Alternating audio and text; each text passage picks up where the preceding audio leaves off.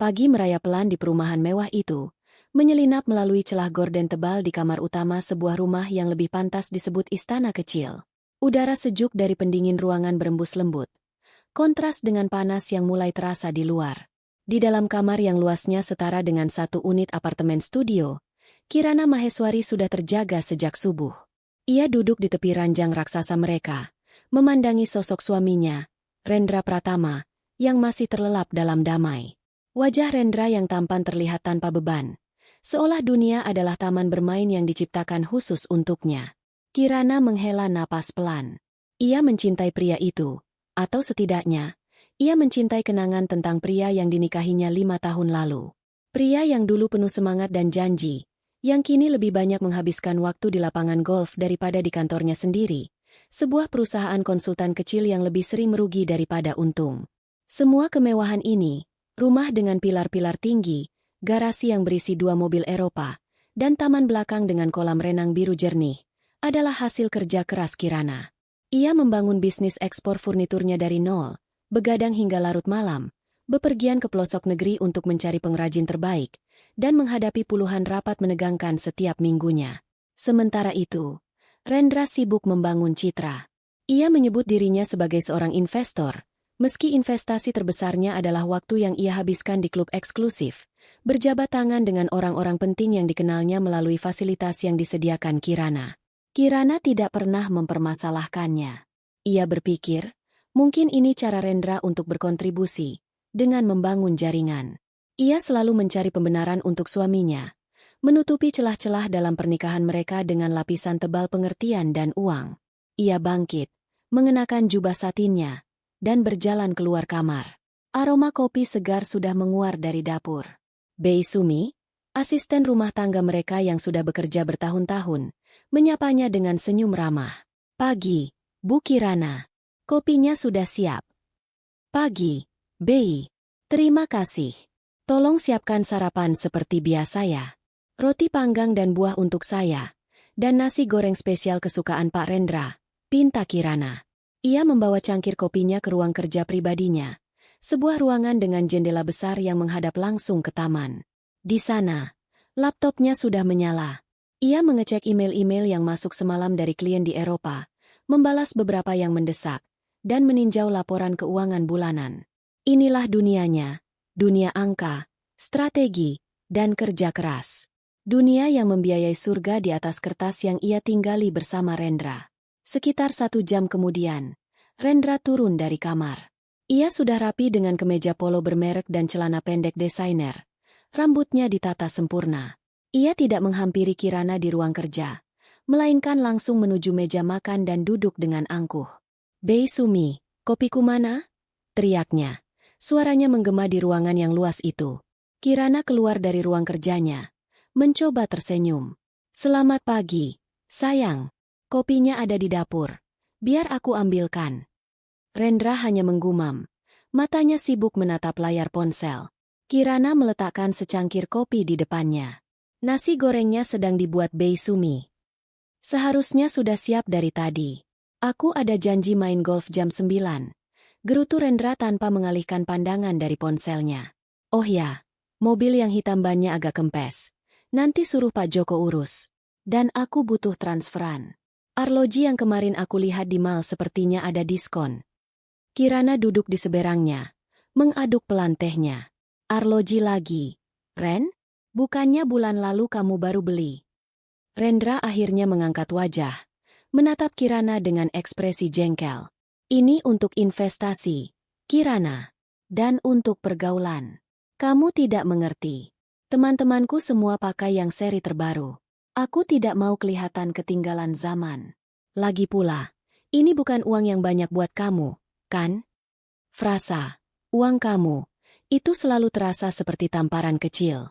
Seolah ada garis tak terlihat yang memisahkan mereka. Kirana hanya bisa menghela napas. Berdebat di pagi hari hanya akan merusak suasana hatinya. "Baiklah, nanti aku transfer." "Berapa?" Rendra menyebutkan angka fantastis yang setara dengan gaji manajer senior di perusahaan Kirana selama sebulan. Kirana hanya mengangguk, menyimpan rasa sesak di dadanya. Ia kembali mencoba membuka percakapan. Bagaimana dengan perusahaan konsultanmu? Ada proyek baru. Sedang dalam proses penjajakan, jawab Rendra singkat, kembali fokus pada ponselnya. Jawaban yang sama yang selalu Kirana dengar selama 2 tahun terakhir. Suasana canggung itu pecah oleh suara bel. Tak lama kemudian, Bei Sumi masuk dan memberitahu bahwa Pak dan Bu Suryo, mertua Kirana, telah datang. Kirana terkejut. Mereka tidak bilang akan datang pagi-pagi begini. Ia segera bangkit untuk menyambut, memasang senyum terbaiknya. Bu Suryo masuk dengan gaya seorang ratu. Matanya langsung memindai setiap sudut ruang makan. Selamat pagi. Wah, sepertinya ada yang baru ya? Taplak mejanya ganti? Bagus, bagus. Memang seleramu tidak pernah salah, Kirana. Katanya, sebuah pujian yang terdengar seperti penilaian. Pak Suryo mengikuti di belakangnya, tersenyum lebih tulus. Kami kebetulan lewat, sekalian mampir sarapan. Ujarnya. Rendra langsung sumringah melihat orang tuanya. Papa, Mama, pas sekali. Ayo sarapan bareng. Jadilah pagi itu menjadi ajang pamer kecil bagi keluarga Suryo. Bu Suryo sibuk mengomentari segala hal, dari masakan Bei Sumi yang menurutnya sedikit terlalu asin, hingga pot bunga anggrek di sudut ruangan yang sepertinya perlu diganti. Kamu harus lebih sering perhatikan hal-hal kecil seperti ini, Kirana. Rendra itu suka keindahan, katanya. Seolah Kirana adalah manajer rumah tangga, bukan pemilik rumah itu sendiri. Pak Suryo lebih halus. Ia membicarakan tentang teman-temannya yang merupakan pejabat dan pengusaha besar, lalu menghubungkannya dengan Rendra. Rendra harus menjaga penampilannya. Nak, lingkungan kita menuntut itu. Jangan terlalu pelit sama suami, ucapnya sambil tertawa kecil. Sebuah nasihat yang jelas ditujukan untuk Kirana. Kirana hanya tersenyum dan mengangguk, menelan semua kata-kata mereka. Ia sudah terbiasa. Inilah harga yang harus ia bayar untuk menjaga keharmonisan keluarga, atau setidaknya, ilusi dari keharmonisan itu. Di tengah sarapan, ponsel Rendra yang tergeletak di meja bergetar. Sebuah notifikasi muncul di layar. Mata Kirana tanpa sengaja menangkap sebuah nama. Larissa, diikuti dengan emoji hati berwarna merah. Sebelum Kirana sempat memprosesnya, Rendra dengan sigap menyambar ponsel itu dan membalikannya. Ia terlihat sedikit panik. Siapa, Ren? Tanya Kirana, suaranya datar. Bukan siapa-siapa. Klien. Agak berlebihan orangnya. Jawab Rendra cepat, sedikit terlalu cepat. Ia kemudian bangkit dari kursi. Aku terima telepon di luar sebentar. Kirana memandangi punggung suaminya yang menjauh. Bu Suryo memperhatikan perubahan ekspresi di wajah menantunya. Biasalah, Kirana. Laki-laki pebisnis memang begitu. Banyak klien perempuan yang genit. Kamu harus percaya sama Rendra. Dia anak mama yang paling setia, katanya, mencoba menenangkan. Namun entah kenapa kata-katanya justru membuat firasat buruk Kirana semakin kuat. Ketika Rendra kembali ke meja makan beberapa menit kemudian, raut wajahnya sudah berubah ceria, seolah tidak terjadi apa-apa. Namun, topik pembicaraan segera berganti. Bu Suryo memasang wajah sedih yang dibuat-buat. Kirana, ada sesuatu yang mau kami sampaikan. Kirana menunggu. Tante Budhe di Solo, kakaknya Mama, sakit keras. Kami sekeluarga, Mama, Papa, dan Rendra, berencana untuk menjenguknya. Mungkin kami akan di sana beberapa hari, sekitar seminggu, untuk merawat dan memberikan dukungan. Jelas Bu Suryo, matanya tampak berkaca-kaca. Rendra menimpali dengan wajah prihatin. Iya, sayang. Kasihan Bude. Sudah tua. Aku sebagai keponakan satu-satunya harus ada di sana. Sesuatu terasa janggal. Cerita itu terasa begitu rapi, begitu terstruktur, seolah sudah dilatih sebelumnya. Firasat buruk yang tadi sempat muncul kini berteriak semakin kencang di dalam benak Kirana. Solo. Kenapa begitu mendadak? Dan kenapa ia tidak diajak? Kenapa tidak memberitahuku dari kemarin? Dan kenapa aku tidak ikut? Tanya Kirana, mencoba menjaga suaranya agar tidak terdengar menuduh. Ini sangat mendadak. Baru dapat kabar tadi malam. Dan kami tidak mau merepotkanmu. Sayang, pekerjaanmu kan banyak. Rapat di sana-sini. Kasihan kalau harus kamu tinggal. Biar kami saja yang pergi. Ini kan urusan keluarga inti kami. Jawab Bu Suryo dengan begitu lancar. Kirana menatap ketiga wajah di hadapannya. Wajah suaminya, wajah ayah mertuanya, wajah ibu mertuanya. Mereka semua memasang ekspresi yang sama, prihatin dan tulus. Tapi mata mereka tidak bisa berbohong. Ada sesuatu yang mereka sembunyikan. Namun, apa yang bisa ia katakan? Menuduh mereka berbohong tanpa bukti hanya akan membuatnya terlihat seperti istri pencemburu yang tidak punya hati. Ia terjebak. Baiklah kalau begitu, kata Kirana akhirnya. Suaranya lebih pelan dari yang ia inginkan. Jaga diri kalian baik-baik. Kalau butuh apa-apa, hubungi aku. Wajah Rendra langsung cerah. Nah, begitu dong. Istriku memang paling pengertian. Ia kemudian menambahkan dengan nada ringan. Oh ya, untuk di sana nanti, aku pinjam kartu kreditmu ya, sayang? Untuk biaya tak terduga, sewa mobil, atau kalau Bude butuh perawatan medis tambahan. Kirana merasa jantungnya seperti diremas. Bahkan di tengah kebohongan yang ia yakini sedang terjadi, mereka masih sempat memikirkan uangnya. Dengan berat hati, ia mengangguk. Pakai saja yang di dompetmu. Setelah sarapan selesai, mereka bertiga pamit. Rendra mencium kening Kirana sekilas. Ciuman yang terasa dingin dan tergesa-gesa. Aku berangkat ya. Jaga diri. Jangan kangen, katanya sambil tertawa kecil. Kirana hanya bisa mematung di ambang pintu, melihat mobil suaminya melaju meninggalkan halaman rumah yang megah itu.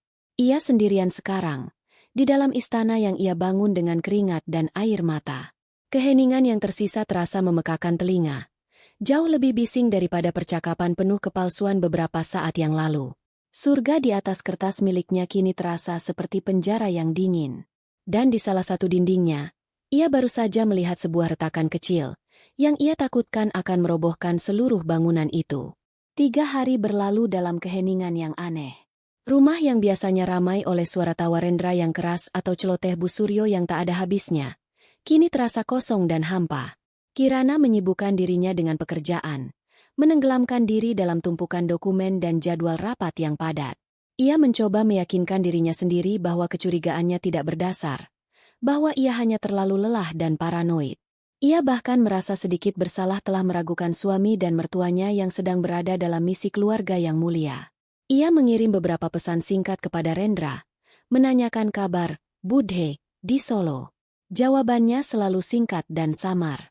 Sudah lebih baik. Masih istirahat. Semua terkendali. Tidak ada telepon, tidak ada panggilan video, hanya pesan-pesan singkat yang terasa seperti jawaban otomatis. Setiap kali ponselnya berbunyi dan nama Rendra muncul, ada secuil harapan di hatinya, yang kemudian langsung padam oleh jawaban dingin suaminya. Ia rindu pada suaminya. Atau mungkin, ia rindu pada ilusi tentang suaminya yang masih coba ia pertahankan. Pada hari keempat, saat ia sedang menyelesaikan laporan akhir kuartal di ruang kerjanya, sebuah email masuk ke kotak masuknya. Subjeknya, laporan tagihan bulanan kartu kredit Anda.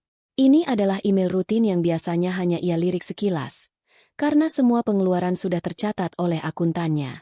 Namun kali ini, didorong oleh firasat yang tak kunjung padam, ia memutuskan untuk membukanya dan memeriksanya sendiri. Ia mengklik lampiran PDF itu, dan daftar transaksi pun muncul di layar. Matanya memindai baris demi baris pengeluaran. Butik desainer, restoran mewah, biaya keanggotaan klub golf. Semua adalah pengeluaran rutin Rendra. Lalu, matanya berhenti pada 3 baris transaksi yang dilakukan 4 hari yang lalu, tepat di hari suaminya pamit pergi. Jantung Kirana serasa berhenti berdetak. Baris pertama adalah pembelian 3 tiket pesawat kelas bisnis dari sebuah maskapai penerbangan ternama. Rutenya bukan Jakarta-Solo. Rutenya Jakarta-Komodo, Labuan Bajo. Baris kedua adalah pembayaran uang muka untuk penyewaan sebuah kapal pinisi mewah selama 5 hari 4 malam, dari salah satu operator tur paling eksklusif di Flores. Jumlahnya membuat perut Kirana mual. Baris ketiga, yang paling menghancurkan, adalah detail nama penumpang pada tiket pesawat itu. Rendra Pratama, Suryo, dan seorang wanita bernama Larissa Anindita. Nama yang sama dengan notifikasi di ponsel Rendra. Udara di dalam ruangan terasa menipis. Kirana kesulitan bernapas. Solo, tante yang sakit. Semua adalah kebohongan. Sebuah kebohongan besar yang direncanakan dengan sangat rapi. Suaminya tidak sedang merawat kerabat yang sakit. Ia sedang berlibur di salah satu destinasi paling romantis di Indonesia, bersama wanita lain. Dan yang lebih memuakkan, ia membawa serta kedua orang tuanya. Mereka semua terlibat dalam persekongkolan ini, bersekongkol untuk menipunya, menguras uangnya, dan menertawakan kebodohannya di belakang punggungnya. Tangannya gemetar hebat saat ia membuka tab baru di browsernya. Dengan jari-jari yang kaku, ia mengetik nama, Larissa Anindita, di kolom pencarian sebuah platform media sosial. Akun pertama yang muncul memiliki foto profil seorang wanita cantik dengan senyum percaya diri. Akun itu tidak dikunci. Terbuka untuk umum. Seolah sengaja memamerkan segalanya. Kirana mengklik akun itu, dan dunianya runtuh seketika. Layar laptopnya kini menjadi panggung pertunjukan pengkhianatan paling keji. Puluhan foto dan video terbaru diunggah dari Labuan Bajo. Foto pertama menunjukkan Larissa dan Rendra sedang berciuman di ujung dek kapal, dengan latar belakang matahari terbenam yang jingga. Rendra, suaminya, memeluk pinggang wanita itu dengan posesif. Caption di bawahnya tertulis, "Surga bersama belahan jiwaku." Kirana menggulir ke bawah. Setiap foto baru terasa seperti tusukan pisau yang semakin dalam. Ada video mereka berdua sedang snorkeling di perairan yang jernih, tertawa riang. Ada foto Larissa seorang diri berpose dengan bikini di atas pasir pink, dan di kolom komentar, Rendra menulis, "Milikku." Dan kemudian, ada foto yang membuat amarah Kirana membara hingga ke ubun-ubun. Sebuah foto keluarga. Rendra, Larissa, Pak Suryo, dan Bu Suryo. Mereka berempat berdiri dengan latar belakang pemandangan ikonik Pulau Padar. Semuanya tersenyum lebar ke arah kamera. Bu Suryo, ibu mertua yang dihormatinya, merangkul bahu Larissa dengan akrab, seolah Larissa adalah menantu kesayangannya. Bu Suryo bahkan mengenakan kalung mutiara yang diberikan Kirana sebagai hadiah ulang tahunnya tahun lalu. Perhiasan yang dibeli dengan uang Kirana, kini dipakai untuk berfoto bersama selingkuhan putranya. Rasa sakit itu begitu luar biasa, begitu fisik, hingga Kirana merasa dadanya akan meledak. Ia mencengkeram tepi mejanya, napasnya tersengal-sengal. Semua kebaikan yang pernah ia berikan, semua pengorbanan yang ia lakukan, semua cinta yang ia curahkan, semuanya terasa sia-sia. Ia bukan lagi seorang istri, ia hanyalah seorang sponsor. Sebuah mesin ATM berjalan yang membiayai kehidupan ganda suaminya dan keserakahan mertuanya. Ponselnya yang tergeletak di meja jatuh ke lantai. Suara benturan itu menyadarkannya. Ia menunduk, menatap layar ponsel yang retak. Sama seperti hatinya, sama seperti pernikahannya. Dan untuk sesaat, ia membiarkan dirinya hancur. Ia menelungkupkan wajahnya di atas meja dan menangis. Tangisan yang hening namun penuh kepedihan. Ia menangisi kebodohannya, kepercayaannya yang buta, dan 5 tahun hidupnya yang terbuang sia-sia. Namun, tangisan itu tidak berlangsung lama. Di tengah isak tangisnya, sesuatu yang lain mulai muncul ke permukaan. Seperti bara api yang tersiram bensin, rasa sakit itu berubah menjadi amarah. Amarah yang dingin, kelam, dan sangat fokus. Air matanya berhenti mengalir, digantikan oleh kilatan tajam di matanya. Ia mengangkat kepalanya, wajahnya basah oleh air mata, namun ekspresinya kini keras seperti baja. Tidak akan ada lagi air mata, tidak akan ada lagi permohonan, tidak akan ada lagi kesempatan kedua. Mereka telah memilih jalan ini, mereka telah meremehkannya, menganggapnya bodoh dan penurut. Mereka mengira bisa terus mempermainkannya tanpa konsekuensi. Mereka salah besar. Mereka mungkin telah memulai permainan ini, tetapi Kirana yang akan mengakhirinya. Ia akan mengambil kembali semuanya. Setiap rupiah yang ia keluarkan untuk mereka, setiap fasilitas yang mereka nikmati, setiap kenyamanan yang membuat mereka lupa diri. Ia akan meruntuhkan istana palsu mereka, dan memastikan mereka merasakan bagaimana rasanya berada di titik terendah, tanpa uang, tanpa status, dan tanpa harga diri. Dengan tangan yang kini mantap dan tidak lagi gemetar, Kirana meraih ponselnya dari lantai. Layarnya retak, tapi masih berfungsi. Jari-jarinya bergerak cepat di atas layar. Panggilan pertamanya bukan untuk teman curhat atau anggota keluarganya. Panggilan pertamanya adalah untuk Retno Sasmita, pengacara perusahaannya, Seorang wanita yang dikenal tangguh, cerdas, dan tanpa basa-basi. Telepon itu tersambung pada dering kedua. Halo, Retno. Ini Kirana. Suara di seberang terdengar profesional. Ya, Bu Kirana. Ada yang bisa saya bantu? Saya butuh bantuanmu.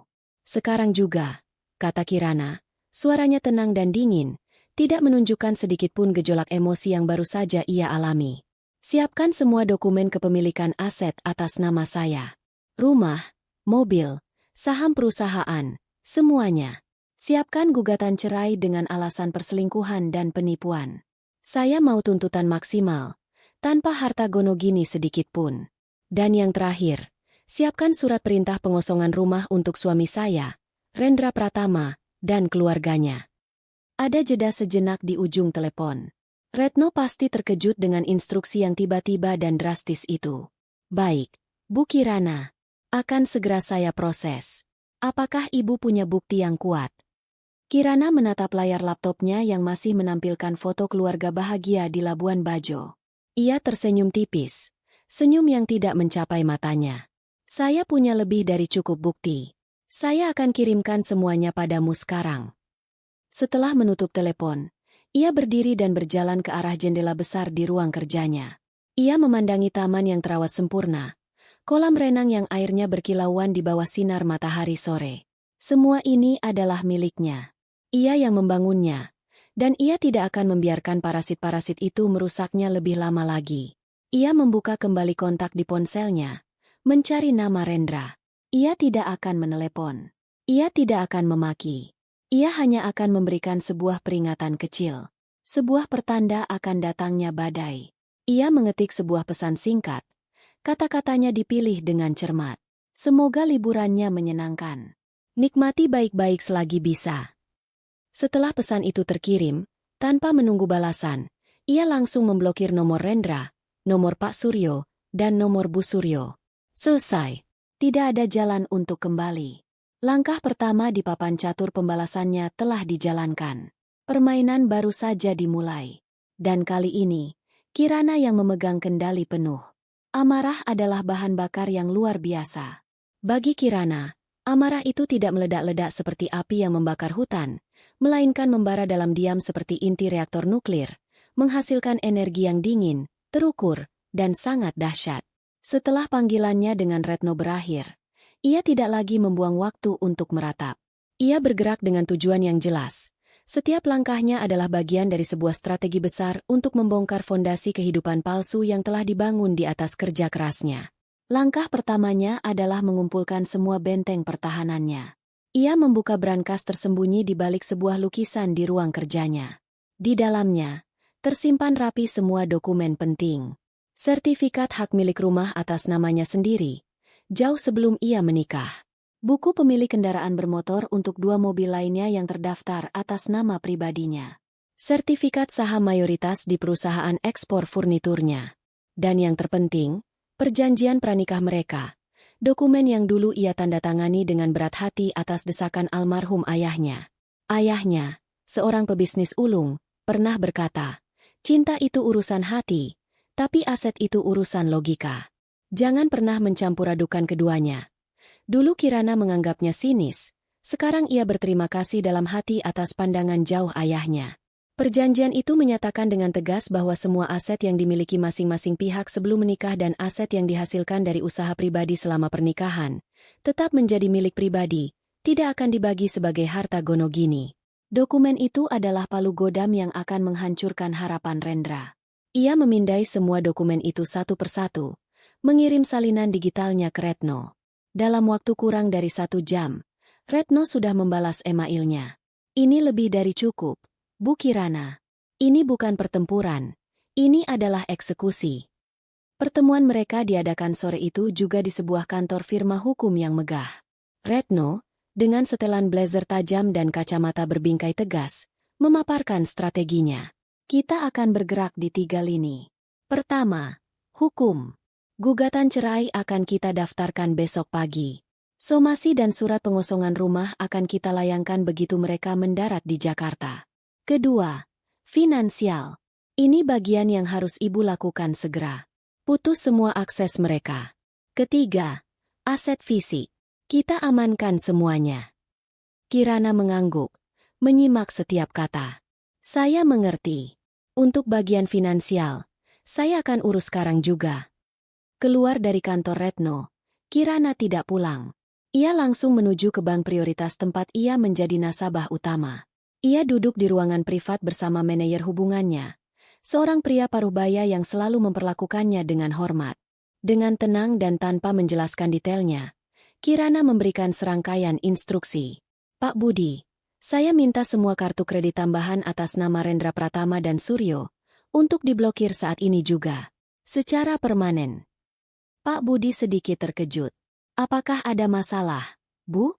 Kartu Pak Rendra baru saja ada percobaan transaksi cukup besar dari sebuah butik di Labuan Bajo, tapi gagal karena sistem kami mendeteksi aktivitas yang tidak biasa. Kirana tersenyum dingin. Ironi yang memuaskan. Rendra dan keluarganya mungkin sudah merasakan riak pertama dari badai yang akan datang. Mereka mungkin menganggapnya sebagai gangguan teknis kecil, tidak menyadari bahwa sumber air mereka sedang ditutup dari pusatnya. Tidak ada masalah, Pak. Hanya tindakan preventif. Tolong blokir saja semuanya. Baik, Bu. Sudah saya laksanakan, kata Pak Budi sambil mengetik di komputernya. Semua kartu tambahan kini tidak aktif. Selanjutnya, lanjut Kirana, saya punya satu rekening gabungan dengan suami saya. Saldonya tidak banyak, tapi saya mau semua dana di dalamnya dipindahkan ke rekening pribadi saya, dan rekening gabungan itu ditutup. Bisa diatur, Bu. Terakhir, tolong bantu saya mengubah semua kata sandi dan PIN untuk akses perbankan digital saya. Saya ingin lapisan keamanan ekstra. Dalam waktu 30 menit, Kirana telah berhasil membangun tembok api finansial yang tidak bisa ditembus. Setiap jalur uang yang biasa mengalir deras ke kantong Rendra dan mertuanya kini telah kering kerontang. Ia merasa sedikit lebih ringan, seolah baru saja membuang beban yang sangat berat. Perhentian berikutnya adalah kantor leasing tempat mobil sport yang biasa dipakai Rendra terdaftar atas nama perusahaannya. Ia bertemu dengan kepala cabang dan menjelaskan bahwa ia ingin mengakhiri kontrak sewa lebih awal. Tentu ada penalti. Tapi bagi Kirana, itu adalah harga kecil yang harus dibayar untuk sebuah kepuasan. Ia mengatur agar tim penjemputan mobil bersiaga. Saya akan kabari kapan mobil itu akan kembali ke Jakarta. Begitu mobil itu terparkir di garasi saya mau tim Anda segera datang untuk mengambilnya. Katanya, memberikan instruksi yang presisi. Malam itu, ketika ia kembali ke rumahnya yang besar dan kosong, ia tidak merasa kesepian. Ia merasa berkuasa. Ia berjalan dari satu ruangan ke ruangan lain, memandangi semua benda yang ada di dalamnya. Sofa kulit mahal tempat Rendra biasa bermalas-malasan, televisi layar lebar tempat Pak Suryo menonton pertandingan bola, set meja makan mewah tempat Bu Suryo sering melontarkan sindiran-sindiran halusnya. Semua ini ia beli dengan uangnya. Dan ia akan membersihkan rumah ini dari jejak mereka. Ia memanggil Bei Sumi dan Pak Joko, supir pribadinya. Keduanya adalah orang-orang yang sudah lama bekerja dengannya dan sangat ia percayai. Ia menatap mereka dengan serius. Bei Sumi, Pak Joko, akan ada perubahan besar di rumah ini. Saya hanya minta kepercayaan dan bantuan dari kalian. Melihat raut wajah majikannya yang begitu berbeda, begitu tegas, mereka berdua mengangguk tanpa ragu. Apapun itu, Bu, kami siap bantu. Jawab Pak Joko mantap. Tugas pertama dimulai malam itu juga. Bei, tolong bantu saya mengemasi semua barang milik Pak Rendra. Semua pakaian, sepatu, dan barang-barang pribadinya di kamar utama. Masukkan ke dalam koper-koper ini. Kirana membuka lemari pakaian raksasa mereka. Di satu sisi, pakaian kerjanya tergantung rapi. Di sisi lain, berjejer kemeja-kemeja sutra, kaos polo bermerek, dan setelan jas pesanan khusus milik Rendra. Pakaian-pakaian yang harganya selangit, yang dibeli untuk memuaskan ego dan gaya hidup suaminya. Dengan wajah tanpa ekspresi, Kirana mulai menarik pakaian-pakaian itu dari gantungannya dan melemparnya ke atas tempat tidur. Ia tidak melipatnya dengan rapi. Ia hanya memasukkannya begitu saja ke dalam beberapa koper besar. Ia membuka laci, mengeluarkan koleksi jam tangan mewah milik Rendra. Ia berhenti sejenak, menatap sebuah jam tangan yang ia berikan sebagai hadiah ulang tahun pernikahan mereka yang ketiga. Ia ingat betapa bahagianya Rendra saat itu. Kini, kenangan itu terasa pahit seperti empedu. Ia memasukkan semua jam tangan itu ke dalam kotaknya dan menaruhnya di dalam koper.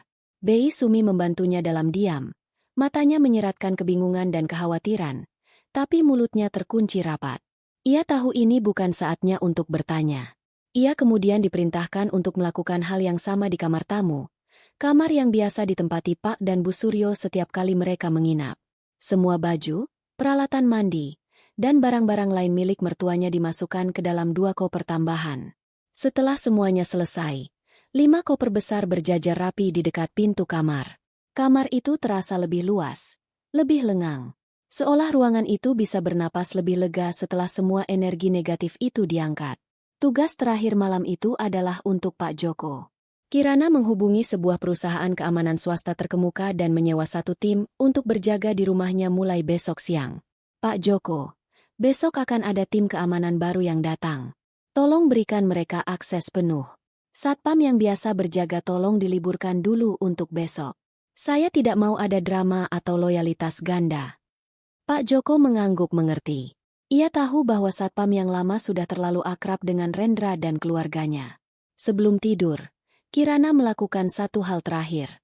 Ia membuka laptopnya dan melacak jadwal penerbangan dari Labuan Bajo ke Jakarta untuk keesokan harinya. Ada 1 penerbangan maskapai premium yang akan mendarat pukul 3 sore. Ia sangat yakin mereka ada di penerbangan itu. Ia mematikan laptopnya dan berbaring di tengah ranjang raksasa yang kini terasa sepenuhnya menjadi miliknya. Untuk pertama kalinya dalam beberapa tahun, ia merasa damai. Tidak ada lagi kecurigaan yang menggerogoti. Tidak ada lagi firasat buruk yang menghantui. Yang ada hanyalah kepastian. Ia tahu apa yang akan terjadi besok. Badai akan datang. Dan ia sudah membangun benteng pertahanan yang kokoh. Ia tidak hanya akan selamat dari badai itu. Ia adalah badai itu sendiri. Langit Jakarta sore itu diselimuti awan kelabu. Seolah ikut merasakan ketegangan yang menggantung di udara di depan sebuah rumah megah di selatan kota. Di dalam gerbang yang tertutup rapat, Kirana berdiri dengan postur tegap.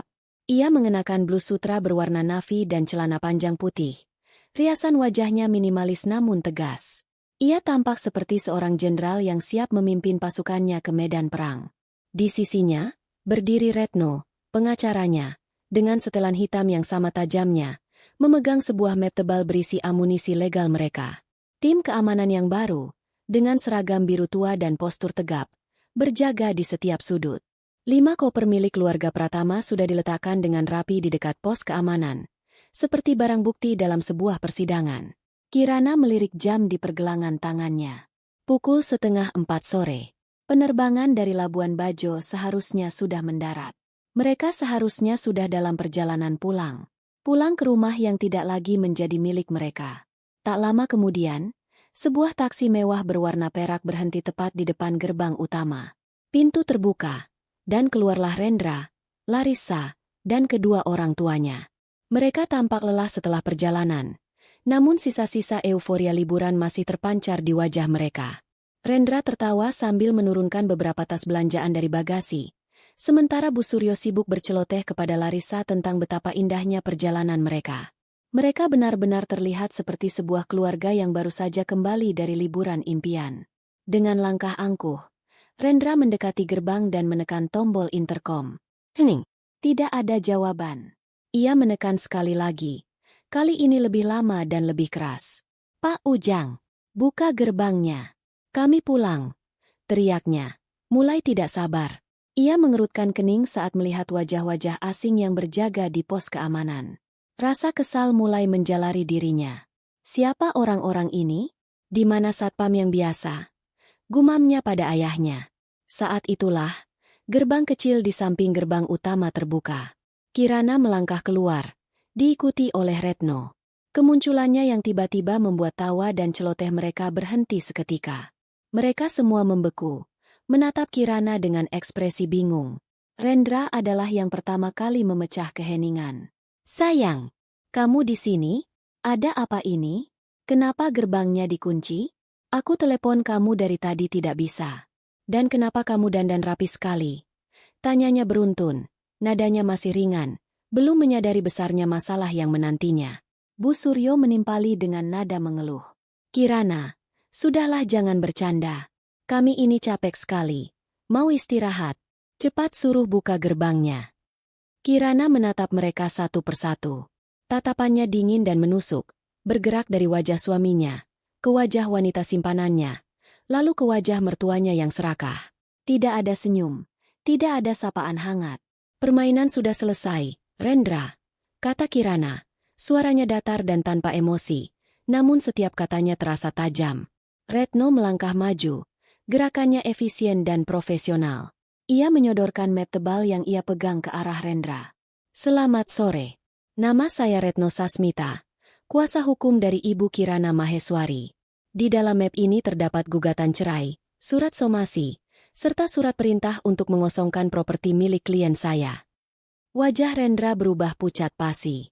Ia menatap map itu seolah sebuah bom waktu. Apa-apaan ini? Gugatan cerai? Kamu sudah gila, Kirana. Dan ini, lanjut Retno, seolah tidak mendengar protes Rendra, adalah salinan dari bukti-bukti perjalanan liburan Anda ke Labuan Bajo bersama Nona Larissa Anindita, didampingi oleh Tuan dan Nyonya Suryo. Lengkap dengan tagihan kartu kredit, manifest penerbangan, dan dokumentasi dari media sosial. Semua perjalanan ini, seperti yang Anda tahu, didanai sepenuhnya oleh klien saya, melalui penipuan yang telah Anda rencanakan. Kata-kata, penipuan, dan Labuan Bajo menghantam mereka seperti sambaran petir. Pak dan Bu Suryo terkesiap. Wajah mereka menunjukkan kepanikan yang tak bisa disembunyikan. Larissa mundur selangkah, matanya membelalak ketakutan, menyadari bahwa perannya sebagai putri dalam dongeng telah berakhir. Rendra merampas map itu dan membukanya dengan kasar. Matanya melotot melihat salinan foto-fotonya bersama Larissa, bukti transaksi. Semuanya tercetak rapi di atas kertas. Amarah kini menggantikan keterkejutannya. Jadi ini masalahnya? Cemburu buta? Ini semua salah paham. Kirana, aku bisa jelaskan.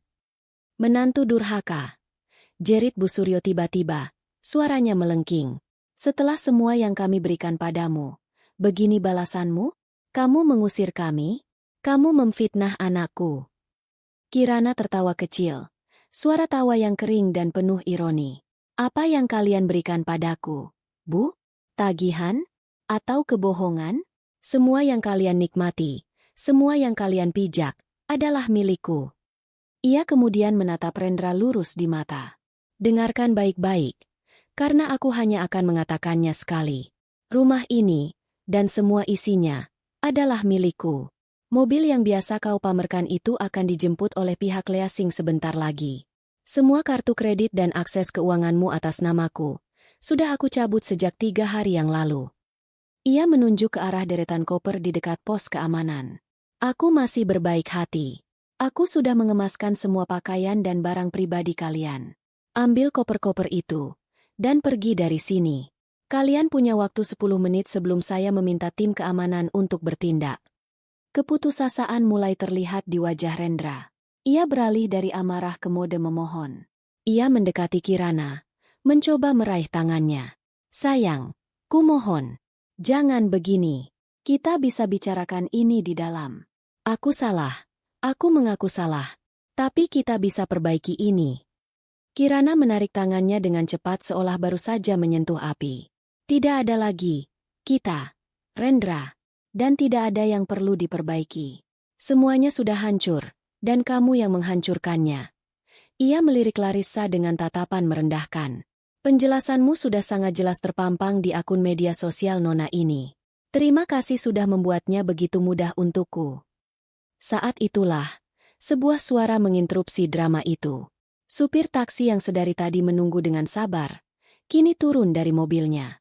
Permisi, Pak, Bu, argonya sudah jalan terus ini. Jadi bagaimana bayarannya? Semua mata tertuju pada supir taksi itu. Momen yang sangat memalukan. Rendra secara refleks merogoh sakunya, mengeluarkan dompet kulit mahalnya. Ia menyodorkan kartu kredit berwarna hitamnya ke supir. Pakai ini. Supir itu mengambil mesin EDC portabelnya. Ia menggesek kartu itu. Kali. Gagal. 2 kali. Gagal. Maaf, Pak. Kartunya ditolak. Coba lagi. Pasti jaringan. Bentak Rendra. Wajahnya memerah karena malu. Supir itu mencoba lagi. Tetap tidak bisa. Pak, tulisannya. Transaksi ditolak. Kirana menyaksikan adegan itu dengan kepuasan dingin. Itulah penutup dari segalanya. Raja yang angkuh itu kini bahkan tidak bisa membayar ongkos taksinya sendiri. Dengan panik, Rendra, Pak Suryo, dan Bu Suryo mulai mengobrak-abrik dompet dan tas mereka, mengumpulkan sisa uang tunai yang mereka miliki dari perjalanan. Pemandangan yang menyedihkan. 3 orang yang beberapa jam lalu menikmati kemewahan, kini menghitung lembaran uang lecek di pinggir jalan. Larissa hanya bisa berdiri mematung, wajahnya pucat, tidak bisa membantu sama sekali. Setelah membayar taksi dengan uang pas-pasan, mereka berempat kini benar-benar terdampar. Berdiri di trotoar, di depan gerbang surga mereka yang kini tertutup rapat. Hanya ada mereka, dan 5 koper berisi sisa-sisa kehidupan mewah mereka. Rendra menatap Kirana untuk terakhir kalinya. Matanya penuh dengan kebencian dan kekalahan. Kamu akan menyesal, Kirana, desisnya. Kirana hanya menatapnya, lalu berbalik badan tanpa mengucapkan sepatah kata pun. Ia berjalan kembali memasuki gerbang kecil itu, diikuti oleh Retno. Gerbang ditutup di belakangnya, meninggalkan mereka di luar, di bawah langit Jakarta yang mulai meneteskan gerimis. Dari monitor CCTV di pos keamanan, Kirana melihat mereka sejenak. Pak Suryo sibuk menelepon seseorang, mungkin kerabat jauh. Bu Suryo menangis histeris sambil menyalahkan semua orang.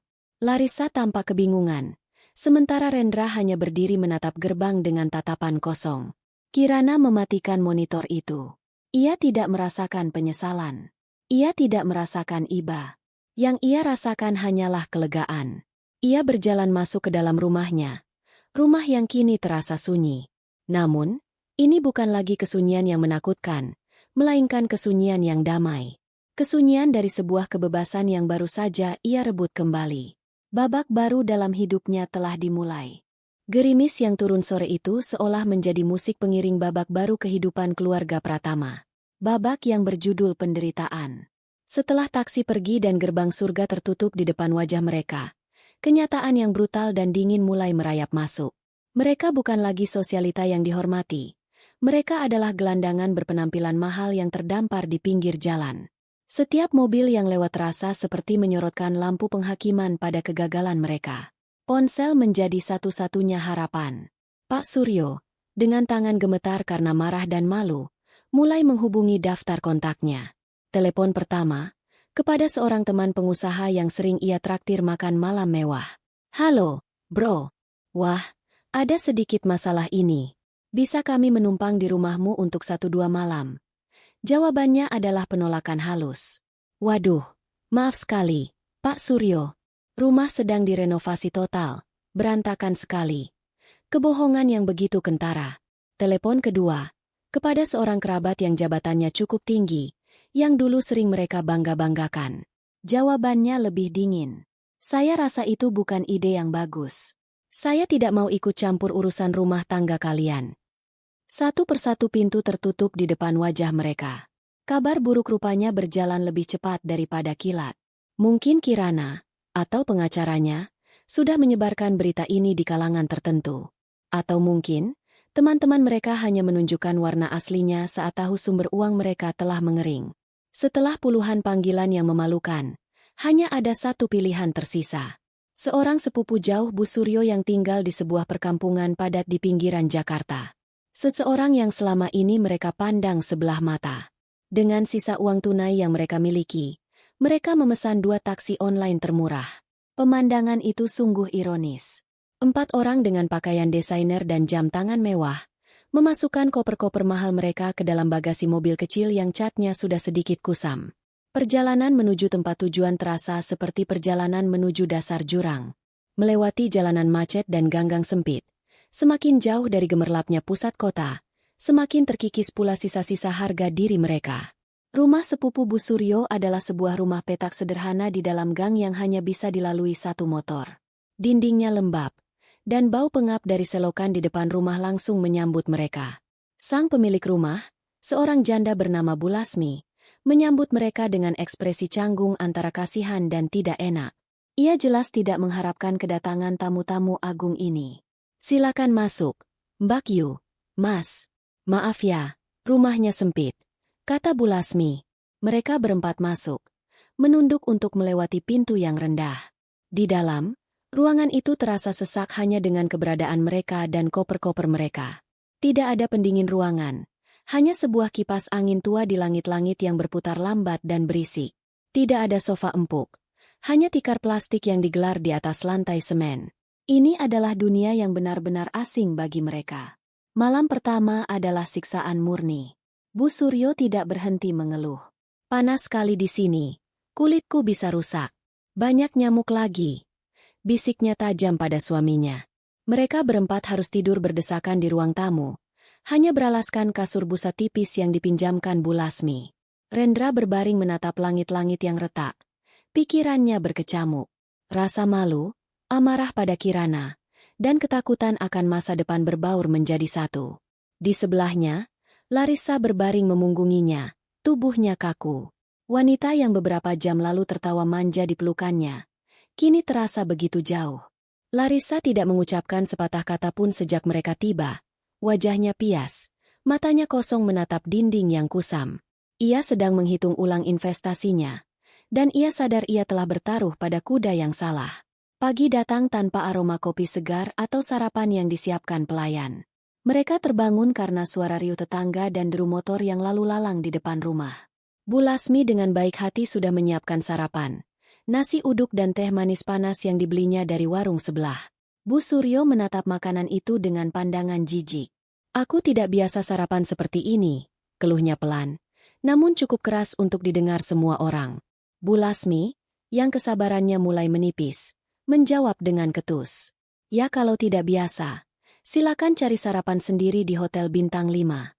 Di sini adanya ya cuma ini. Skakmat. Untuk pertama kalinya, Bu Suryo tidak bisa membalas. Ia terpaksa menelan nasi uduk itu bersama dengan harga dirinya yang terkoyak. Hari-hari berikutnya terasa seperti neraka yang berulang. Mereka harus antre untuk menggunakan kamar mandi kecil yang terletak di belakang rumah. Rendra, yang biasa menghabiskan waktu 1 jam untuk mandi dengan air panas, kini harus puas dengan guyuran air dingin dari bak semen. Larissa tampak tersiksa setiap kali harus melintasi dapur yang sempit untuk ke kamar mandi. Kemewahan yang selama ini menjadi kulit keduanya, kini telah terkelupas, menampakkan kerapuhan di baliknya. Tekanan hidup di lingkungan baru itu mulai memicu ledakan. Pertengkaran menjadi menu sehari-hari. Ini semua gara-gara kamu terlalu pamer di media sosial. Bentak Rendra pada Larissa di hari ketiga, setelah ia kembali dari usahanya yang gagal untuk menggadaikan salah satu jam tangannya. Toko gadai hanya menawarnya dengan harga yang sangat rendah, menganggapnya barang curian. Larissa, yang sudah muak dengan situasi itu, balas membentak. Salahkan saja aku terus. Memangnya siapa yang mengajakku liburan? Siapa yang berjanji akan menikahiku? Kamu bilang istrimu bodoh dan penurut. Ternyata kamu yang bodoh. Tidak punya uang sepeser pun atas namamu sendiri. Jaga mulutmu, teriak Rendra. Larissa benar. Timpal Bu Suryo, kini berbalik melawan calon menantu idamannya. Kamu yang menggoda anakku. Kamu pasti sudah tahu kalau Rendra tidak punya apa-apa. Oh, jadi sekarang aku yang salah, balas Larissa sinis. Bukannya ibu yang paling menikmati liburan kemarin? Foto-foto dengan kalung mutiara pemberian menantu yang ibu benci. Pertengkaran itu menjadi tontonan gratis bagi Bu Lasmi dan beberapa tetangga yang pura-pura lewat. Pak Suryo hanya bisa memijat keningnya, pusing melihat keluarganya hancur berantakan. Rendra mencoba mencari jalan keluar. Ia menghubungi teman-teman golfnya, anggota klub mobil sportnya. Namun, semua panggilannya ditolak. Pesannya hanya dibaca, tanpa dibalas. Ia kini menjadi racun sosial, dan tidak ada yang mau tertular sialnya. Ia sadar bahwa lingkaran pertemanannya hanyalah ilusi yang dibangun di atas fasilitas Kirana. Tanpa semua itu, ia bukan siapa-siapa. Keputusasaan terbesar datang saat ia memeriksa saldo rekening pribadinya melalui aplikasi mobile banking. Angka yang tertera di sana sungguh menyedihkan. Hanya cukup untuk bertahan hidup beberapa minggu. Itu pun dengan gaya hidup paling hemat. Ia tidak pernah berpikir untuk menabung. Untuk apa? Keran uang dari Kirana tidak pernah berhenti mengalir. Kini, keran itu tidak hanya ditutup, tapi juga dicabut hingga ke sumber-sumbernya. Di tengah kekacauan itu, Larissa membuat keputusannya. Pada malam hari kelima, saat Rendra dan orang tuanya sedang berdebat sengit soal sisa uang mereka, Larissa diam-diam mengemasi tasnya. Ia hanya membawa barang-barang yang paling berharga. Ia memesan ojek online dan menunggu di ujung gang. Ketika Rendra menyadari kepergiannya dan menyusulnya, ia hanya menemukan Larissa yang sudah duduk di atas motor, siap berangkat. "Kamu mau kemana?" tanya Rendra. Suaranya terdengar panik. Larissa menatapnya tanpa emosi. "Aku mau pergi dari neraka ini. Aku tidak bisa hidup seperti ini, Ren. Ini bukan perjanjian kita. Tapi kita saling mencintai," kata Rendra. Kata-kata yang terdengar hampa bahkan di telinganya sendiri. Larissa tertawa sinis. "Aku mencintai kehidupan yang kamu janjikan, bukan gubuk pengap ini. Maaf, permainanmu sudah selesai. Dan aku tidak mau ikut tenggelam bersamamu." Tanpa menoleh lagi, ia menyuruh pengemudi ojek untuk jalan. Rendra hanya bisa menatap motor itu menghilang di tikungan gang, membawanya serta sisa-sisa egonya. Ia telah kehilangan istrinya, hartanya, statusnya, dan kini, selingkuhannya. Ia kembali ke rumah peta itu sebagai pecundang yang seutuhnya.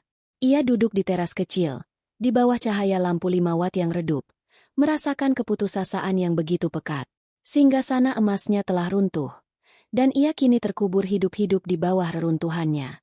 Setelah ditinggal oleh Larissa, Rendra jatuh ke titik terendah dalam hidupnya.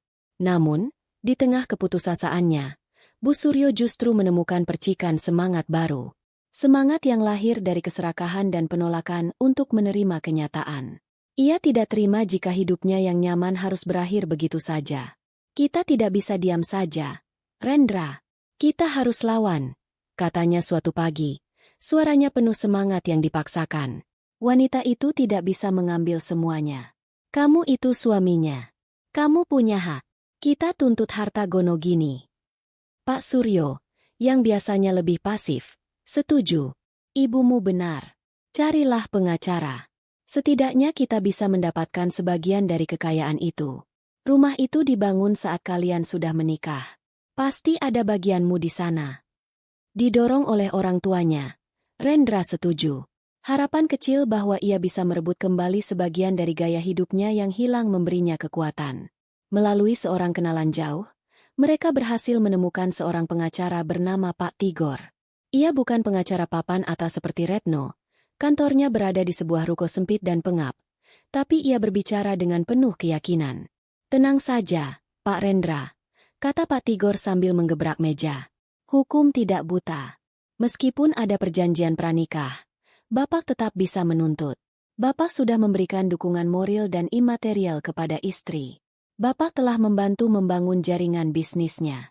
Kita bisa perjuangkan itu di pengadilan. Kita akan buktikan bahwa kontribusi Bapak sangat besar bagi kesuksesan istri Bapak."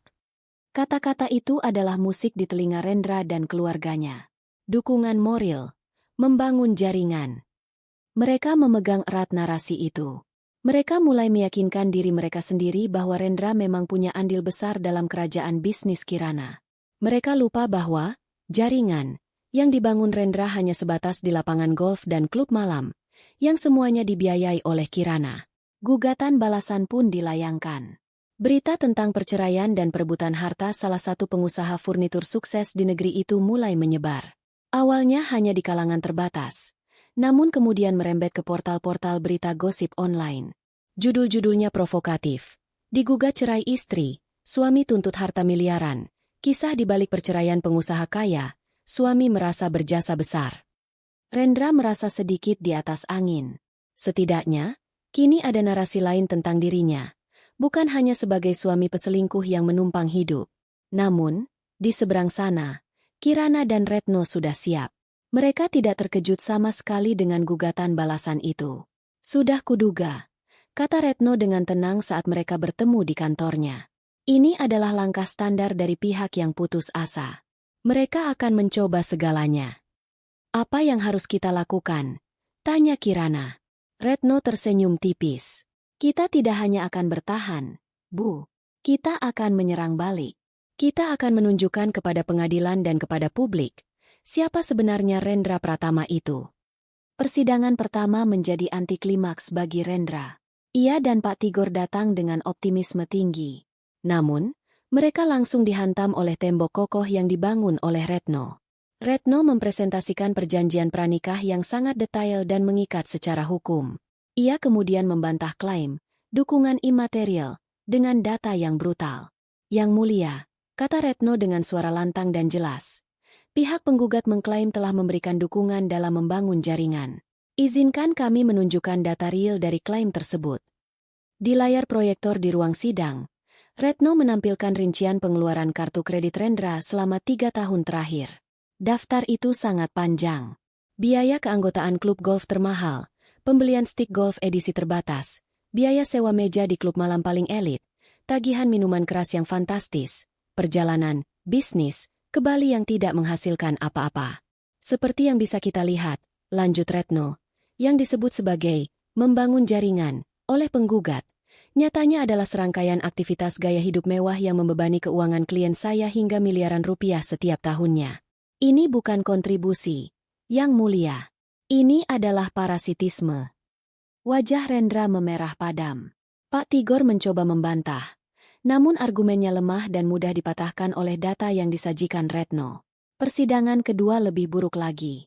Retno menghadirkan saksi, Bei Sumi dan Pak Joko. Dengan berat hati namun jujur, mereka memberikan kesaksian tentang bagaimana Rendra sehari-hari. Ia jarang bangun pagi, lebih banyak menghabiskan waktu bermain game atau menonton televisi, dan sering membentak para pekerja di rumah. Kesaksian mereka melukiskan gambaran seorang pria pemalas dan arogan, jauh dari citra suami suportif yang coba dibangun oleh pengacaranya. Di luar pengadilan, reputasi Rendra hancur berkeping-keping.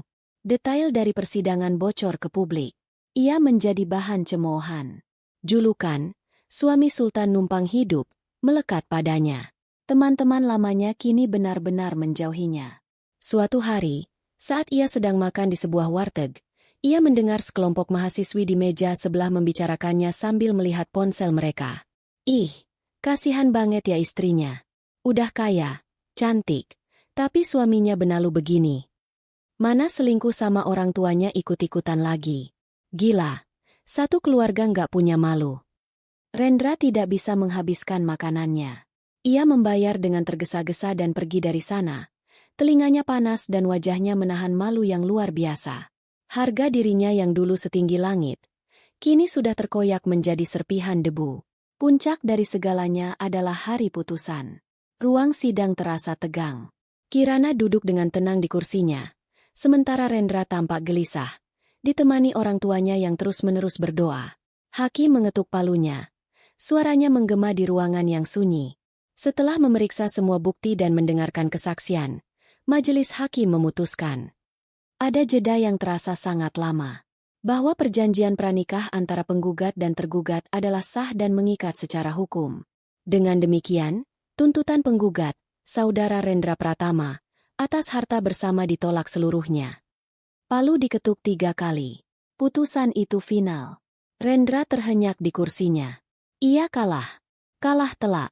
Ia tidak mendapatkan apa-apa. Bu Suryo menangis histeris, menyumpahi Kirana dan hakim, sampai harus ditenangkan oleh petugas keamanan. Saat mereka keluar dari gedung pengadilan, beberapa wartawan dari media online yang menunggu langsung mengerubungi mereka. Blitz kamera menyala-nyala, menyorot wajah mereka yang kalah dan putus asa. Dulu, blitz kamera adalah tanda status dan kemewahan. Sekarang, itu adalah alat penyiksa yang mengabadikan kehancuran mereka. Rendra hanya bisa menunduk, mencoba menutupi wajahnya dari sorotan kamera. Ia telah kalah di pengadilan hukum, dan juga di pengadilan opini publik.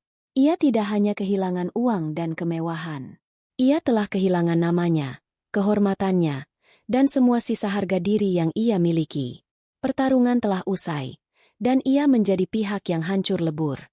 Kekalahan di pengadilan bukan sekadar penutup sebuah babak hukum, melainkan paku terakhir yang menancap di peti mati keluarga Pratama.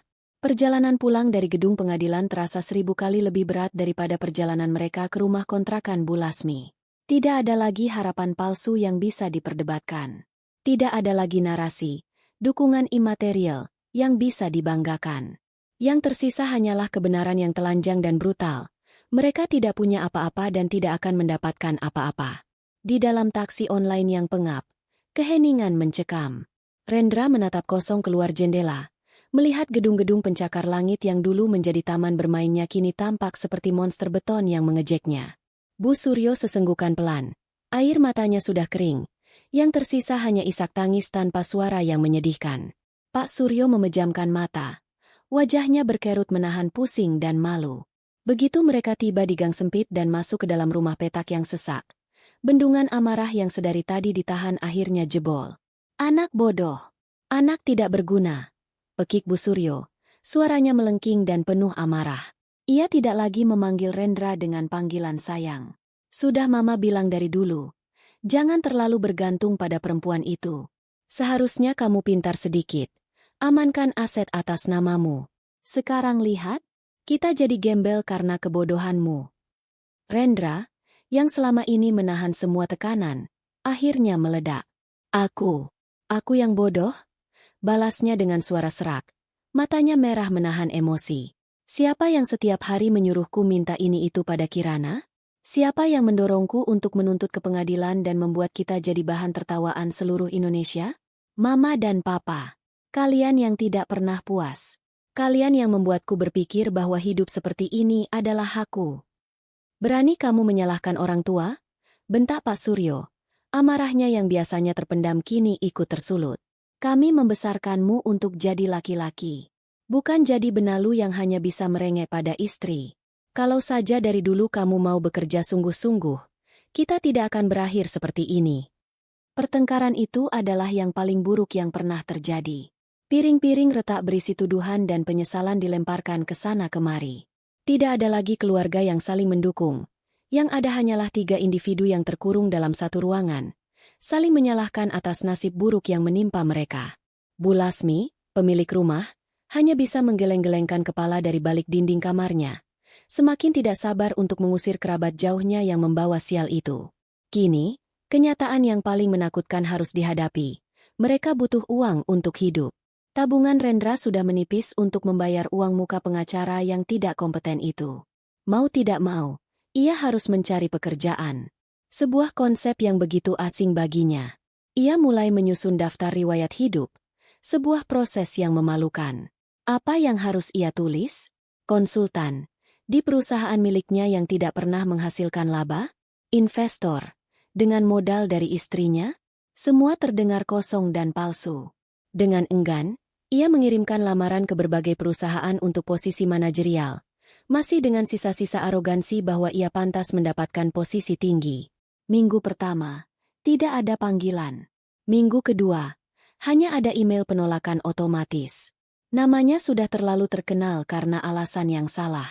Tidak ada perusahaan yang mau mempekerjakan seorang pria dengan reputasi sebagai peselingkuh, pemalas, dan benalu. Keputusasaan memaksanya untuk menurunkan standarnya. Ia mulai melamar untuk posisi staf, supervisor, apa saja yang bisa menghasilkan uang. Akhirnya, ia mendapatkan satu panggilan wawancara dari sebuah perusahaan asuransi kecil. Pengalaman wawancara itu adalah sebuah mimpi buruk. Manajer SDM yang mewawancarainya adalah seorang wanita muda yang tampak lebih cerdas dan tajam darinya. Wanita itu menatap CV Rendra, lalu menatapnya dengan senyum tipis yang terasa mengejek. Rendra Pratama, sepertinya saya pernah mendengar nama Anda, katanya pelan. Rendra merasa wajahnya panas. Mungkin, nama saya cukup umum, jawabnya, mencoba berkelit. Saya rasa bukan karena itu, balas sang manajer. Ia tidak melanjutkan, tapi Rendra tahu persis apa yang wanita itu pikirkan. Sisa wawancara berjalan canggung. Rendra tidak bisa menjawab pertanyaan-pertanyaan dasar tentang strategi penjualan atau target. Otaknya terlalu terbiasa memikirkan model mobil terbaru atau jadwal main golf. Ia pulang dari wawancara itu dengan perasaan hampa, tahu bahwa ia telah gagal. Setelah puluhan penolakan, akhirnya ada satu pekerjaan yang mau menerimanya, tanpa banyak bertanya. Sebuah pekerjaan sebagai agen telemarketing untuk produk pinjaman online. Gajinya jauh di bawah upah minimum regional, sisanya tergantung komisi. Sebuah pekerjaan yang mengharuskannya duduk di sebuah bilik sempit selama 8 jam sehari, menelepon orang-orang asing, dan seringkali dimaki-maki. Hari pertama bekerja adalah neraka. Ia harus berdesakan di dalam bus kota yang panas, mengenakan kemeja murah yang dibelinya dari pasar loak. Kantornya adalah sebuah ruangan besar yang pengap, penuh dengan puluhan orang yang berbicara keras melalui headset mereka. Supervisornya adalah seorang pria muda yang galak, yang tidak segan-segan meneriakinya saat ia gagal mencapai target panggilan per jam. Rendra, pria yang dulu biasa memberi perintah kepada pelayan, kini harus menunduk patuh saat dimarahi oleh orang yang usianya jauh di bawahnya. Ia, yang dulu biasa makan siang di restoran bintang 5, kini harus makan nasi bungkus di pantry yang kotor. Ini adalah penghinaan paling puncak yang pernah ia rasakan. Sementara itu, penderitaan Pak dan Bu Suryo memiliki bentuk yang berbeda. Mereka menderita karena kehilangan status dan kenyamanan. Bu Suryo, yang tangannya dulu hanya menyentuh tas kulit mahal, kini harus belajar mencuci pakaiannya sendiri di kamar mandi umum. Ia mencoba memasak, tapi hasilnya selalu gosong atau hambar, yang hanya memicu pertengkaran baru saat Rendra pulang kerja. Pak Suryo menghabiskan hari-harinya dengan duduk di teras sempit, menatap lalu lalang orang di gang dengan pandangan kosong. Tidak ada lagi kopi pagi di kafe mahal. Tidak ada lagi pertemuan dengan teman-teman sosialitanya. Ia menjadi tua dalam semalam. Punggungnya semakin membungkuk karena beban penyesalan dan kehilangan. Kesehatan mereka berdua mulai menurun.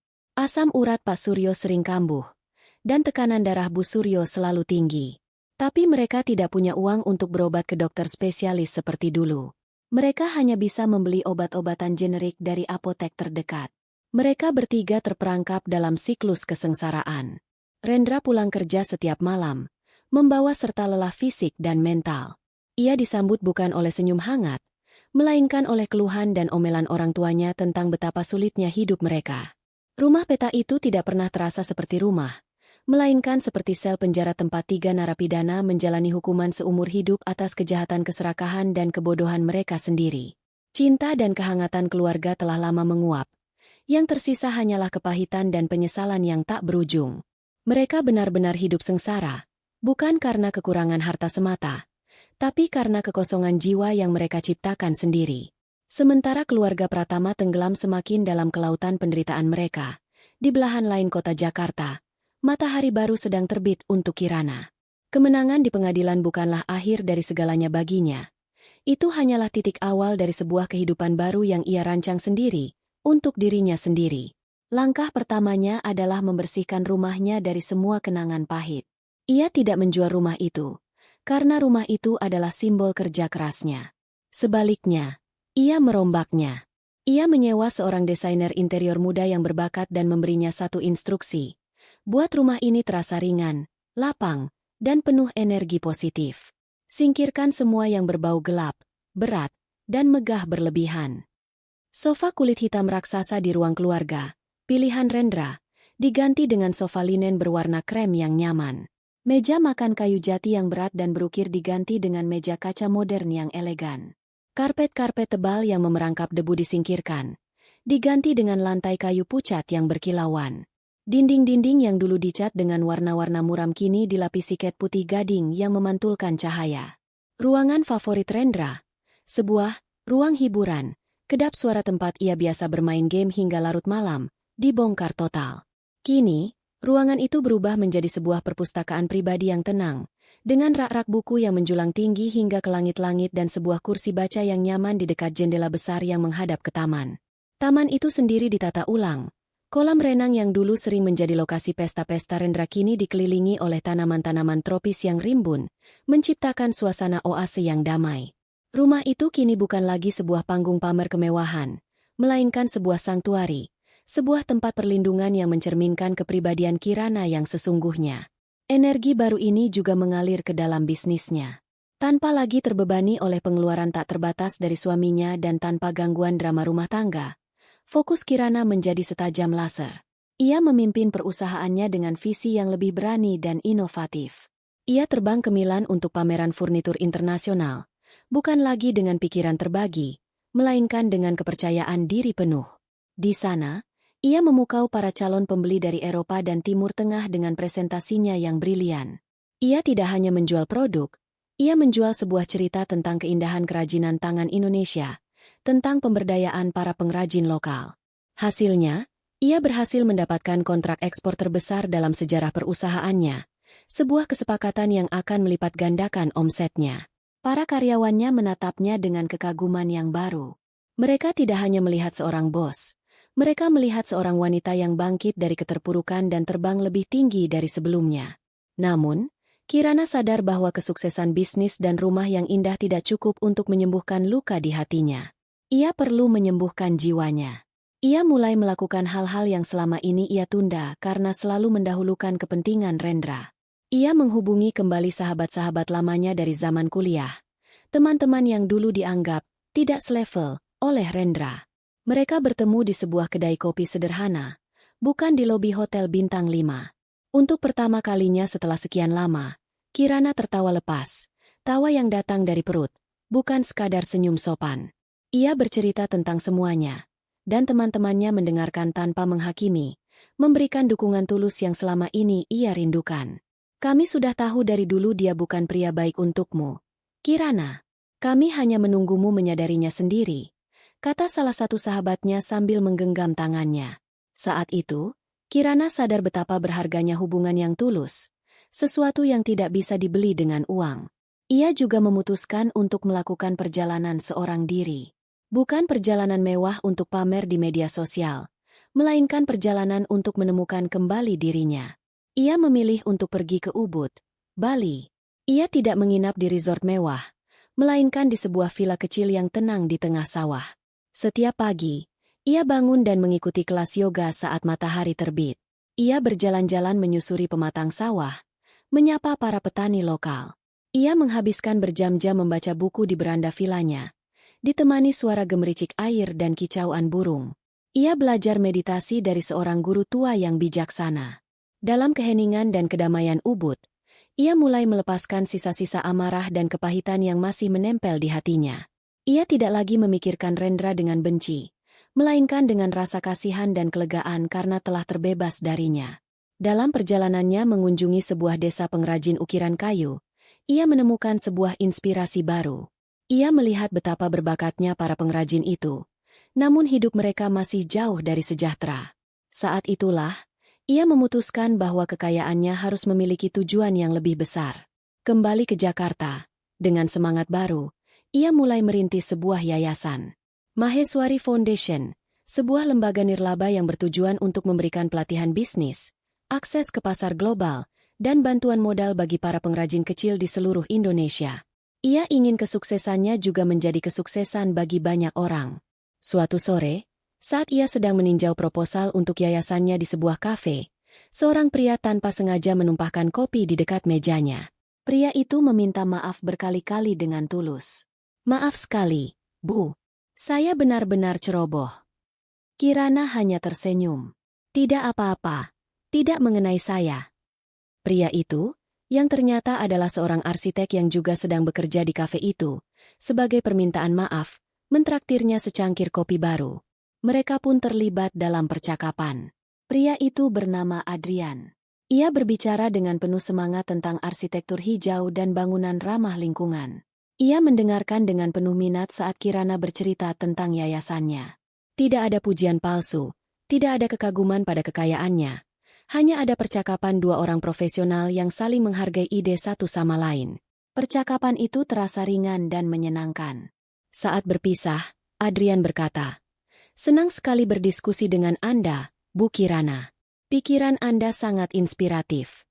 Kirana pulang ke rumah malam itu dengan senyum tipis di bibirnya. Ia tidak sedang jatuh cinta, tapi ia merasakan sebuah percikan harapan. Harapan bahwa di luar sana, ada dunia yang berbeda. Ada pria-pria yang tulus dan menghargai wanita karena otaknya, bukan karena saldo rekeningnya.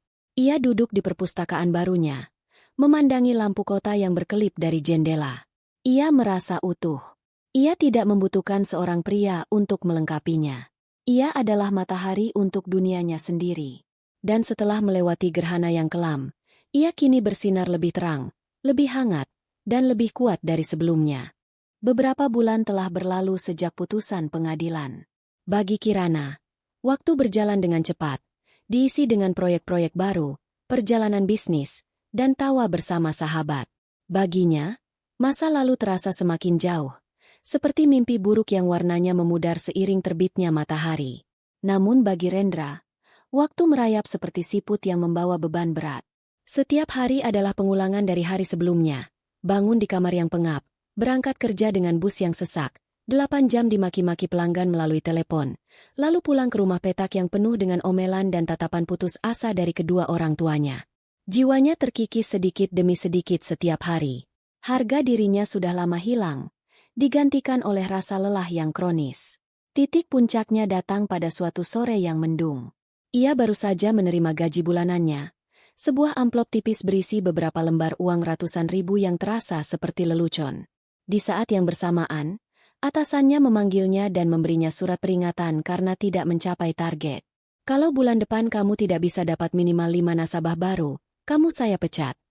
Kata supervisornya dengan nada dingin, tanpa menatap matanya. Rendra berjalan pulang dengan langkah gontai. Di tengah perjalanan, saat ia sedang melihat media sosial untuk mengalihkan pikiran, sebuah berita muncul di lini masanya. Sebuah portal berita bisnis menampilkan foto Kirana yang sedang meresmikan pembukaan galeri baru untuk Yayasan Maheswari. Di foto itu, Kirana tampak bersinar. Ia tersenyum, dikelilingi oleh para pejabat dan seniman, memancarkan aura kesuksesan dan kebahagiaan yang begitu murni.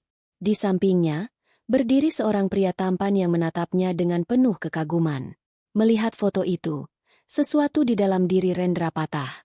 Kontras antara kehidupannya yang menyedihkan dan kehidupan Kirana yang gemilang terasa seperti tamparan yang sangat keras. Ia tidak merasakan benci. Ia merasakan iri yang begitu dalam, yang kemudian berubah menjadi sebuah delusi. Ia meyakinkan dirinya sendiri bahwa kebahagiaan Kirana tidak lengkap tanpanya. Ia mulai meromantisasi masa lalu mereka, hanya mengingat saat-saat indah dan melupakan semua pengkhianatan dan kebohongannya. Dia pasti masih mencintaiku, bisiknya pada diri sendiri. Dia hanya marah. Jika aku menunjukkan betapa aku sudah menderita, betapa aku sudah menyesal, hatinya pasti akan luluh. Dia akan menerimaku kembali. Delusi itu tumbuh menjadi sebuah rencana putus asa. Itulah satu-satunya jalan keluar yang bisa ia lihat. Kembali ke pelukan Kirana, kembali ke kehidupan nyaman, kembali menjadi raja. Ia pulang ke rumah petak dan menyampaikan rencananya pada ibunya. Bu Suryo, yang juga berada di puncak keputusasaan, melihat secercah harapan dalam ide gila anaknya. Benar, Rendra, kamu harus coba. Tunjukkan padanya bahwa kamu sudah berubah. Menangislah di depannya kalau perlu. Wanita itu hatinya lembut. Dia tidak akan tega melihatmu menderita seperti ini. Ini kesempatan terakhir kita. Bu Suryo menyemangatinya, seolah sedang mengirim seorang prajurit ke medan perang. Sore itu juga, Rendra berangkat. Ia tidak punya uang untuk memesan taksi, jadi ia naik bus kota menuju kawasan elit tempat tinggal Kirana. Perjalanan itu terasa seperti ziarah ke masa lalu. Saat bus melewati gedung-gedung tinggi dan mal-mal mewah tempat ia biasa menghabiskan uang, hatinya terasa sakit. Awan kelabu yang sedari tadi menggantung di langit akhirnya pecah, menumpahkan hujan yang sangat deras. Seolah alam pun ikut menangisi nasibnya. Ia turun dari bus beberapa ratus meter dari kompleks perumahan Kirana. Ia berjalan kaki, membiarkan tubuhnya basah kuyup oleh air hujan. Kemeja murahnya melekat di tubuh, rambutnya lepek, dan wajahnya pucat. Ia ingin terlihat menyedihkan. Ia ingin Kirana melihatnya dalam kondisi terendah, berharap itu akan membangkitkan rasa iba. Akhirnya, ia tiba di depan gerbang yang menjulang tinggi itu. Gerbang istananya yang hilang. Semuanya masih sama, namun terasa begitu berbeda. Kini ada lapisan keamanan yang lebih ketat, dan taman di baliknya tampak lebih hijau dan terawat. Dengan tangan gemetar, ia menekan tombol interkom. Sebuah suara tegas menjawab, "Ya, ada yang bisa dibantu." Itu bukan suara satpam yang dulu ia kenal. Saya Rendra Pratama. Saya mau bertemu dengan Bu Kirana," katanya dengan suara serak.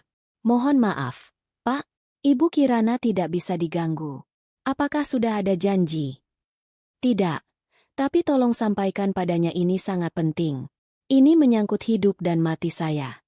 "Kumohon, Pak," rengek Rendra. Suaranya terdengar putus asa. Ada jeda beberapa saat. Rendra menunggu dengan jantung berdebar kencang. Kemudian, suara yang sama kembali terdengar, lebih dingin dari sebelumnya. Mohon maaf, Pak, Ibu tidak bersedia bertemu dengan Anda. Silakan meninggalkan tempat ini. Penolakan itu bagai vonis mati. Rendra panik. Ia mulai menggedor-gedor gerbang besi itu dengan tangannya. Kirana, Kirana, aku tahu kamu di dalam. Tolong keluar. Sayang, aku minta maaf. Aku salah. Aku sudah dihukum. Kirana, lihat aku sekarang. Teriaknya sekuat tenaga. Suaranya bercampur dengan deru hujan. Ia berlutut di aspal yang basah. Menangis sesenggukan seperti anak kecil. Aku janji akan berubah. Aku akan kerja keras. Aku akan jadi suami yang baik. Tolong beri aku satu kesempatan lagi. Kirana, ku mohon. Di dalam rumah, di perpustakaan barunya yang hangat dan nyaman, Kirana sedang membaca sebuah novel. Suara interkom dari pos keamanan terdengar di salah satu pengeras suara di sudut ruangan. Kepala keamanannya memberitahu tentang tamu tak diundang yang membuat keributan di depan. Kirana berjalan ke arah meja kerjanya dan menyalakan monitor CCTV. Di layar, ia melihat pemandangan yang menyedihkan itu. Rendra, mantan suaminya, berlutut di bawah guyuran hujan, basah kuyup, menangis, dan berteriak-teriak. Ia tampak seperti orang asing. Tidak ada sisa-sisa dari pria angkuh dan tampan yang pernah dinikahinya. Yang ada hanyalah seorang pria hancur yang menyedihkan. Kirana menatap layar itu tanpa ekspresi. Ia mencari-cari di dalam hatinya, mencoba menemukan secuil rasa iba, setitik rasa kasihan, atau sisa-sisa cinta. Namun, ia tidak menemukan apa-apa. Hatinya terasa tenang seperti danau di pagi hari. Yang ia rasakan hanyalah sebuah kelegaan yang amat sangat karena pria itu tidak lagi menjadi bagian dari hidupnya. Ia seperti sedang menonton cuplikan film lama yang sudah tidak menarik lagi. Ia melihat beberapa tetangga mulai keluar dari rumah mereka, menyaksikan drama itu dengan penasaran. Ini harus dihentikan. Ia mengangkat gagang telepon yang terhubung langsung ke interkom gerbang depan. Ia menekan satu tombol. Suaranya kini akan terdengar jelas di luar. Di tengah isak tangis dan teriakan putus asanya, Rendra tiba-tiba mendengar sebuah suara. Suara yang sangat ia kenal. Namun kini terdengar begitu asing, begitu tenang, begitu dingin, begitu jauh. Rendra. Ia berhenti menangis, mengangkat kepalanya yang basah. Itu suara Kirana. Pulanglah, kata suara itu, memotong derasnya hujan. Tidak ada apa-apa lagi untukmu di sini. Pintu ini sudah tertutup selamanya. Hanya itu. Tidak ada makian, tidak ada amarah, tidak ada ceramah. Hanya sebuah pernyataan fakta yang final. Ketenangan dalam suara Kirana justru terasa lebih menyakitkan daripada 1000 umpatan. Itu adalah suara seseorang yang sudah benar-benar selesai, yang sudah melupakannya sepenuhnya. Rendra terpaku. Lututnya masih menempel di aspal. Harapan terakhirnya baru saja dipadamkan dengan begitu telak. Di dalam, Kirana melanjutkan instruksinya kepada kepala keamanannya melalui saluran terpisah. Pak Darto, pastikan dia pergi dari lingkungan ini. Jika dalam 5 menit dia tidak beranjak, silakan hubungi polsek terdekat atas tuduhan mengganggu ketertiban. Siap, Bu. Kirana meletakkan gagang telepon itu. Ia kembali ke kursinya, mengambil bukunya, dan melanjutkan membaca seolah tidak terjadi apa-apa. Di luar, 2 petugas keamanan dengan payung besar dan postur tegap keluar dari gerbang kecil, menghampiri Rendra. Mereka tidak menyentuhnya, hanya berdiri di dekatnya. Pak, mohon segera meninggalkan area ini dengan tenang, kata salah satu dari mereka. Suaranya tegas namun sopan. Rendra menatap mereka dengan tatapan kosong. Ia kemudian bangkit dengan susah payah. Tubuhnya terasa berat, bukan hanya karena basah, tapi karena beban kekalahan total. Ia berbalik badan dan berjalan menjauh, tanpa menoleh ke belakang. Setiap langkah terasa seperti menyeret bongkahan batu. Hujan deras menyamarkan air mata kekalahan yang mengalir di pipinya. Permohonan maafnya di bawah hujan tidak dijawab dengan amarah, melainkan dengan keheningan. Dan keheningan itu adalah jawaban yang paling kejam.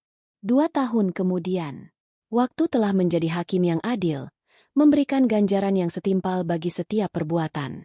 Dunia terus berputar, mengubah nasib dan membalikan keadaan. Di sebuah kota industri yang panas di luar Jawa, seorang pria kurus dengan wajah yang tampak lebih tua dari usianya sedang menyelesaikan pekerjaannya. Ia adalah Rendra Pratama. Ia bekerja sebagai staf administrasi di sebuah pabrik pengolahan limbah.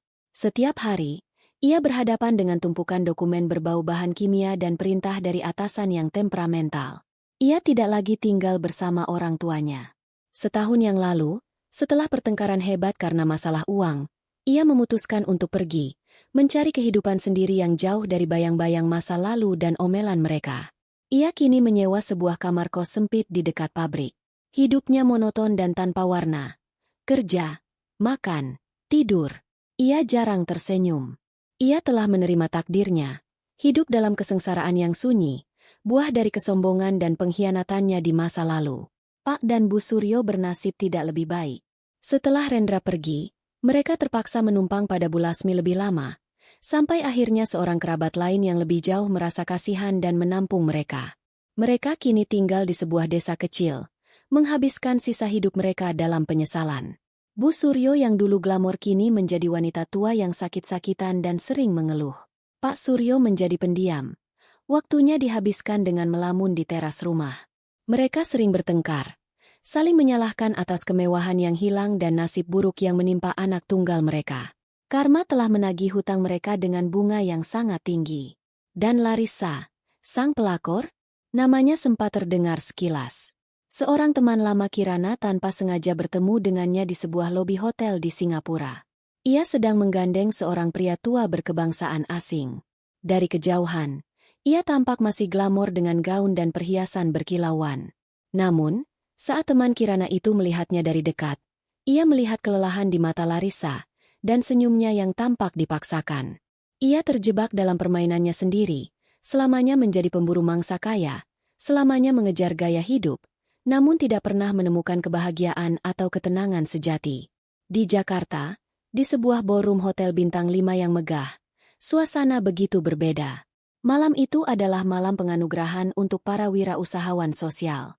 Dan bintang utamanya adalah Kirana Maheswari. Yayasan Maheswari yang ia dirikan telah menjadi kisah sukses yang luar biasa. Yayasan itu telah membantu ratusan pengrajin dari desa-desa terpencil untuk memasarkan produk mereka ke seluruh dunia, meningkatkan taraf hidup mereka secara signifikan. Kirana berdiri di atas panggung, menerima penghargaan sebagai Social Entrepreneur of the Year. Ia mengenakan gaun batik modern yang dirancang oleh salah satu desainer muda yang dibina oleh yayasannya. Ia tampak anggun, cerdas, dan memancarkan aura kebahagiaan yang tulus. Saya percaya, katanya dalam pidato kemenangannya, suaranya tenang dan penuh percaya diri, bahwa kesuksesan sejati bukanlah tentang seberapa tinggi kita membangun istana untuk diri kita sendiri, melainkan tentang seberapa kokoh jembatan yang kita bangun untuk membantu orang lain menyeberang menuju kehidupan yang lebih baik. Penghargaan ini bukan untuk saya, tapi untuk setiap tangan terampil dan semangat pantang menyerah dari para pengrajin Indonesia. Tepuk tangan riuh membahana di seluruh ruangan. Saat Kirana turun dari panggung, seorang pria menyambutnya dengan senyum hangat dan segelas air mineral. Dia adalah Adrian, sang arsitek. Hubungan mereka telah tumbuh selama 2 tahun terakhir. Berawal dari diskusi profesional, berlanjut menjadi persahabatan yang solid, dan akhirnya bersemi menjadi cinta yang dewasa. Adrian mencintai Kirana bukan karena hartanya, tapi karena kecerdasan, ketangguhan, dan hatinya yang mulia. Ia adalah partner yang setara, yang mendukung mimpi-mimpi Kirana dan memiliki mimpinya sendiri. Pidato yang luar biasa, bisik Adrian sambil menggenggam tangan Kirana.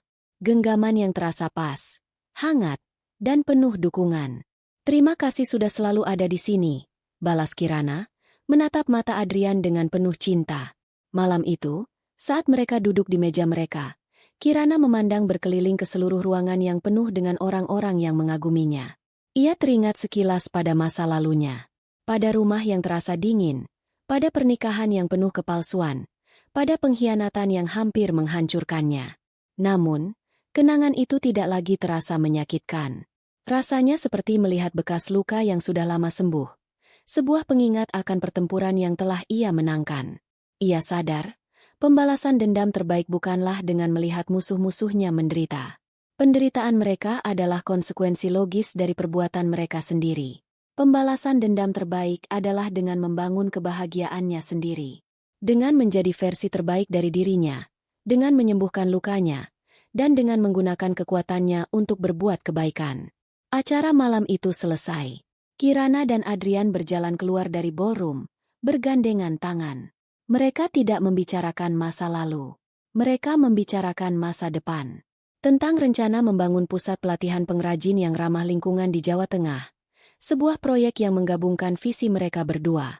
Di bawah langit malam Jakarta yang cerah, Kirana Maheswari melangkah maju menuju awal yang baru.